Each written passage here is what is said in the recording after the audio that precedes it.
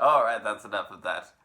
Yes, hello, welcome back to another Bolts Analysis. I'm your host Chris as we look at the Tampa Bay Lightning NHL.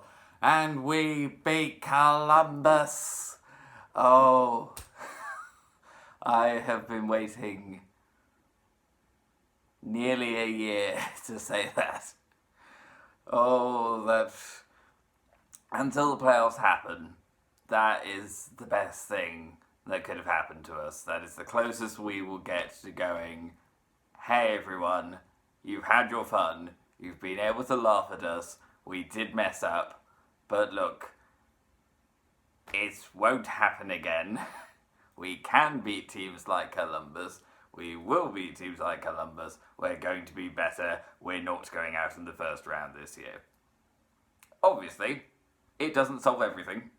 We still haven't made the playoffs yet. It's looking good, but we still haven't made the playoffs. And until we actually win a playoff game, there is still going to be a little bit of the sword of Damocles over our head. But at the moment, it's lifted. It doesn't feel like it's there as much as it has been. But I should also say that Columbus gave us a really good game. Again, and I've said it before, they have had a ton of injuries. It turns out that Cam Atkinson and Seth Jones both got injured in the same game against Colorado. How unfortunate is that? Seth Jones is now out for, 8 to 10 weeks with this injury that he's picked up. So, I mean, that will be a big loss. And part of me does want to see Columbus make the playoffs, because this would be a great testament to their team spirit, to their organisation, to the way that players have managed to come in, fill the gaps, and they still find a way to be, not just competitive, but good. Really good. Playoff good. But it was good to get the overtime winner. I thought their goal was good as well. It was a tight game, 2-1. Kucherov enjoyed getting that first one, but Bjorkstrand, he's been quite influential for them ever since he came back from, you guessed it, his injury. That was great by Columbus, and it was really tight the whole game, but McElhinney did really well. I think a lot of people were like, ooh, are we really starting McElhinney for a game this big? It's like, he did fine. Did absolutely fine. Saved all but one shot. There's not much more you can ask. And the overtime was phenomenal. Although if I was a Columbus fan, I would not be happy with what Werenski did. You're at home, you should probably be going for the overtime when you yourself, not just sort of going, I'm just going to go back. I'm going to go back, and, one of their forwards followed me. No matter. I'll just try and go over here, at you. Oh no, I've lost it, and literally, point, Hedman, Kucherov, goal. That's how easy, in actual reality, the overtime winner was. So Kuch proved a point, because I know Kuch was disappointing in the playoffs last year. Point had an excellent game, and a lot of his hassling was the reason that overtime goal happened. So, where does that leave us? Well, mentally, miles better.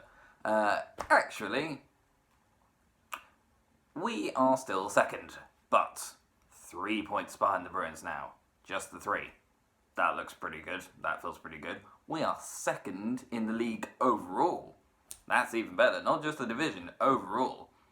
For now, anyway. We're effectively tied with Washington. And in terms of the sort of race for the teams behind us, well, we are now 11 points clear of Toronto. And this is kind of the second thing I want to talk about in this video. We are now somehow 13 points ahead of Florida. Panthers, what are you doing? This is a really crucial time of the year. This is not the time to suddenly go, well, we'll beat Toronto, but we'll lose to everyone else since the All-Star break. It feels that way. It kind of feels like the Panthers haven't kind of started clicking at all. That break came at a bad time for them, but still, they shouldn't be this bad. Lost to Montreal, lost to Columbus in overtime, shipped 7 goals at home to Vegas, lost to Pittsburgh, and now you lose to the Flyers. And they're one of the teams you need to be beating, because if you do need a wildcard spot, you need to be above them. But not with performances like that. Bobrovsky, again, disappointing. They had a lead as well, but they didn't really hang on to it nearly long enough on a road trip. That's not looking good. At this point, Toronto might open up a gap. It's possible. Florida, if you do not beat the Devils tonight, I think a panic alarm needs to go off. Because that would be. Let me work it out. Montreal. Let's go through it again. Montreal, Columbus, Vegas, Pittsburgh, Philadelphia. You beat Toronto. That's still 5 losses out of 6. 6 losses out of 7. No. Because at this rate, Montreal will catch you. I know they lost last night, but still, there's a possibility. I wouldn't let it happen if I were you. So yeah, we are looking pretty solid for second. We might even get first, but we will see how we go. And some big results last night, just in the sense that because Columbus didn't quite get everything against us, New York Islanders are back into third. They beat the Washington Capitals in Washington. That's a big win for the Islanders. Philly obviously got the win against Florida, so they're in the wildcard spots. Over in the West, a good win for Arizona, but not quite enough because Calgary beat San Jose, so not a huge amount has changed there, but the kind of couple of impressive results for especially Calgary and also Vancouver, who beat the Predators 6-2. I ended up listening to some of that game because as I was waking up, it was still going, so that sounded like it was quite a fun game. And there will be sort of some big games tonight. The one I think to particularly watch, other than ours, because we're playing again away at Pittsburgh.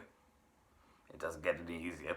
The other game to watch will be Philly and the Islanders as they come together in a big game, not just for the Metropolitan Division, but also for the wildcard race. Yes, that's enough out of me. I might go and listen to Sweet Victory again. But until next time, this has been another Bolts Analysis. And remember,